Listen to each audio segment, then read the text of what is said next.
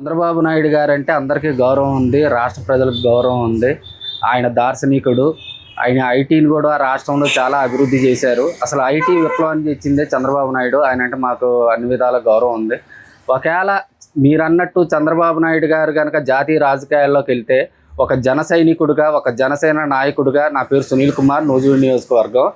మేము కోరుకునేది ఏంటంటే పవన్ కళ్యాణ్ గారిని కంపల్సరీగా ముఖ్యమంత్రి పీఠాన్ని అధిరోహించాలని మేము కోరుకుంటున్నాం. ఏంటంటే కూటమిలో భాగంగా ఈరోజు కూటమి అధికారంలో ఉన్నది అంటే కారణం కేవలం పవన్ కళ్యాణ్ గారు, జనసేన పార్టీ వల్ల. మా పవన్ కళ్యాణ్ గారు కొంతమంది అంటున్నారు టీడీపీ వాళ్ళు ఇంటర్నల్గా అన్నీయండి, వైసీపీ వాళ్ళు అన్నీయండి, ఆయనకి అనుభవం లేదు.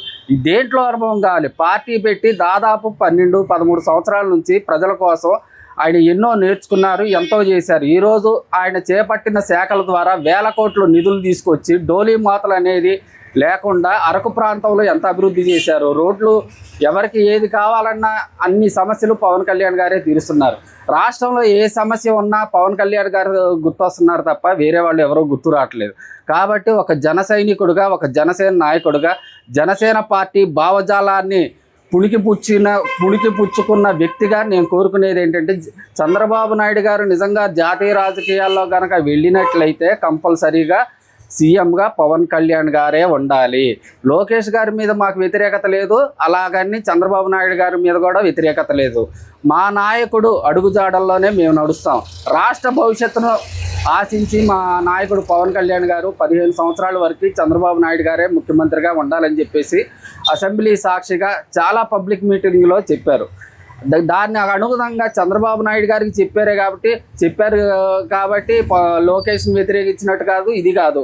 కూటమిలో బాధ్యతగా పవన్ కళ్యాణ్ గారు ఉన్న శాఖల్లోనే అంత అభివృద్ధి పదంలో నడిపిస్తుంటే ఒక రాష్ట్ర ముఖ్యమంత్రిగా ఇంకెంత అభివృద్ధి చేస్తారని చెప్పేసి మేము ఆశిస్తున్నాం.